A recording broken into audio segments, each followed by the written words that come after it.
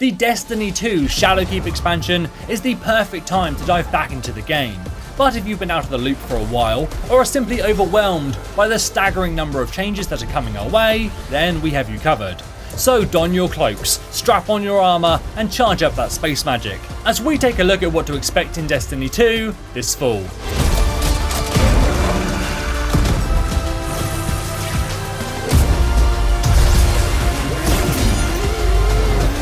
In Shadowkeep, we are returning to the moon, to once again be reunited with Eris Morn, who you might remember from the previous game.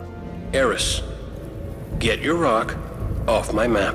However, the moon has been transformed since we were last there, and as the darkness encroaches ever closer, nightmarish phantasms of your past enemies have appeared across its surface, and within its deep, dark tunnels. So what does that actually mean as far as PvE content goes? Well, there will be plenty of new story missions and a moon patrol zone to explore, as well as 2 new strikes, activities like nightmare hunts, new difficulty tiers for things like Nightfall, a 3-player dungeon, and of course a new raid. The raid is named the Garden of Salvation, and is set in the Black Garden, where you previously visited at the end of the first game's main campaign. Now you're probably wondering why the raid is taking place in the birthplace of the Vex rather than on the moon, and the reason for this is that along with the Shadowkeep expansion, there is also a new season beginning, called the Season of the Undying. Seasons are essentially smaller content updates that are released to bridge the gap between the major expansions. We've had a few of them so far, and each of them bring a new storyline, weapons, armour and so on. And this new season is all about the Vex. So while the Season of the Undying and Shadowkeep are separate things, they launch on the same day, and Undying is included in the purchase of Shadowkeep. Now, usually you can expect the raid to release a little while after the expansion or the season begins, giving players enough time to collect all that new gear they're going to need to be ready to take on the challenges that await them. Speaking of gear, while these 2 updates will be bringing with them the usual selection of new exotics and legendaries that we've come to expect, there will also be huge sweeping changes being made to how gear works. Known as Destiny 2 Armour 2.0, this new system will add 3 new stats to armour, called Intellect, Discipline and Strength, which will increase the recharge rate of your super, grenade and melee respectively. These new stats will only drop on armour that you collect after the new update goes live. However, that is only the beginning of the changes, as armour perks and modifications are also getting a complete overhaul. From the 1st of October, every newly dropped piece of armour will no longer have perks, and will instead have 3 mod slots and a pool of energy attached to them. One slot is a general slot that can take mods that do things like boost your stats or add a minor resistance. Then the other 2 slots affect things like your weapons and abilities. Each mod will cost a certain amount of energy, so for example, if you have an energy pool of 5, you could have 2 1-cost mods and 1 3-cost. But the energy pools can go up to a maximum of 10 by upgrading the armour, allowing for the addition of multiple high-cost mods. This allows for a lot more customization than the current format, and with that in mind, mods will no longer be consumed when applied, and can be freely moved around your gear in exchange for a minor glimmer fee. However, with that said, there is one limitation in place. Both the energy pools and the mods are tied to one of the game's 3 elements, Void, Solar and Arc, and they will need to match up to work with one another. Different types of mods are also exclusive to elements, so for example, the hand cannon reloader is always Void, meaning that you will need to find a piece of Void armour to install it into. Seeing as the armor's energy type appears to be random, this means it could take quite a long time to get a set of gear and mods that you really like. Alongside Armour 2.0, another new addition to the game are artifacts. These first appeared in the original game, but were missing from Destiny 2 up until now. Your artifacts' power will level up indefinitely as you gain more experience, and as they level, new modifications will be unlocked. However, at the end of the season, the artifact and its mods will be retired, and you'll start fresh with a new one for the new season. The principle behind the design here is that Bungie will be able to test out new things with these artifacts and their mods each season, without the fear of power creep becoming an issue. It should allow for deeper and ever-changing customization options, which will give each season its own unique flavour of builds for players to try out.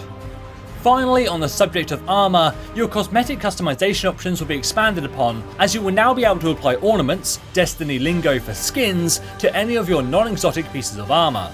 And unsurprisingly, the primary source for ornaments will be from the Eververse store. Another part of the October 1st update are extensive balance changes. Some are specific changes to subclasses intended to make them more viable. For example, the lesser used Nightstalker bottom path has received numerous buffs, and Titan's Ward of Dawn will be getting the Weapons of Light buff returned to it from the previous game.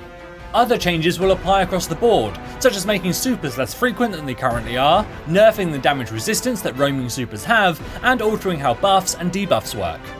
Following the update, only the most powerful buff of a given type will apply to your Guardian. So for example, if you have Weapons of Light from a Ward of Dawn and are also standing in a Well of Radiance, they won't stack their damage boosting effects. Instead, you'll just get the most powerful one. However, other effects like the healing from Well of Radiance or buffs from weapons like Kill Clip will still be applied. The same principle will also apply for enemy debuffs, meaning only the most powerful of any particular type will apply. This will make it harder to deal huge bursts of damage to bosses by combining multiple supers and abilities together. Another change you will notice is that damage numbers themselves will be going down. However, it has been made clear that players won't actually be dealing reduced damage percentage-wise, it's just the visual numbers you see that are being reduced. Moving on to the Crucible, there are a lot of changes coming here as well, and Bungie have specifically stated that they wish to repair the foundations of PvP and that they feel the Crucible has been underserved lately. Some of the most impactful changes to this part of the game will of course be the balance update and Armor 2.0, but you will also find some changes to the game modes available. The quick play and competitive playlists are going to be going away and being replaced with Classic Mix, which is the new quick play and includes Control, Clash and Supremacy. Survival 3 vs 3 replaces the competitive mode as well as a survival solo queue. Control 6v6 will also be getting its own playlist. Finally, a playlist that will rotate its game mode each week will also be added, offering modes like Clash, Supremacy, Mayhem, Lockdown and Countdown. Matchmaking will also be getting tweaked in many of these game modes to make games more balanced, and we will also be getting new maps, including the return of some favourites from Destiny 1, as well as the removal of certain current maps that Bungie has determined are underperforming. Finally, heavy ammo is also being changed. Following the new update, you will now get less ammo when you pick it up. However, for a short period of time afterwards, your allies will also be able to grab the ammo from the block, spreading the wealth around your team. We've hit all of the big topics so far, but there is still a lot more to cover, so let's get into the quickfire round. Along with Shadowkeep's release, a new version of the base game is also releasing, called New Light. It's entirely free to play, and includes things like Patrol Zones, Crucible, Strikes, Gambit, and so on. PC Destiny players will find their version of the game has moved to Steam. You'll be able to keep everything you had on your Battle.net account exactly the same, but come October 1st, you will have to have migrated it across. Cross-save has already become available, meaning that you can play on the same account across PC, Xbox, PS4, and in the future, Stadia. Speaking of Stadia, the version of Destiny that will launch alongside Google's new platform will contain all of the content currently released so far, up to and including Shadowkeep and the season of the Undying. Console exclusives are also going away, meaning if you're playing on PC or Xbox, you're no longer going to have to miss out on that PS4 only content. Another thing you may notice in Destiny 2 this October is that all of your current gear from before the update will be made power level 750, as this will be the new base power level for the game, regardless of whether you're a seasoned player or you're picking up New Light for the first time. Glimmer will also see a small but very welcome change, as the maximum you can hold is increased to 250,000. Another new feature are finishing moves. These are essentially combat emotes that let you clean up a kill in a flashy way. However, they're not solely cosmetic, as they can also have unique effects, such as generating ammo for your team. The Eververse store will continue to exist in-game, but there are a number of changes happening to it. First of all, Bright Dust will no longer be dropped by dismantling items from the store, and will instead come from just playing the normal game, giving you a way to farm it without spending any real-life cash. However, the biggest change is that all of the armour in the store will be going away and will be replaced with ornaments. The armour sold in the Eververse store has always been very poor mechanically, which was done on purpose to avoid it being a pay-to-win feature, but now it will no longer be armour at all, and rather just a skin. And as I mentioned back in the Armor 2.0 section, these skins can now be applied to any non-exotic piece of armour you wish, so you can get the look you're going for without having to wear suboptimal gear.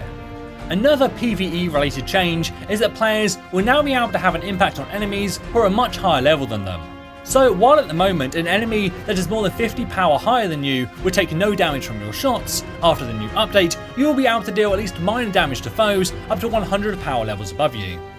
And speaking of power levels, the new soft cap will be 900, moving up to 950 with high level activity rewards, and then on to 960 by completing the toughest content in the game. However, it's also possible to go beyond that by leveling artifacts, leading most people to believe the new peak players will be able to reach in a season will be around 1000.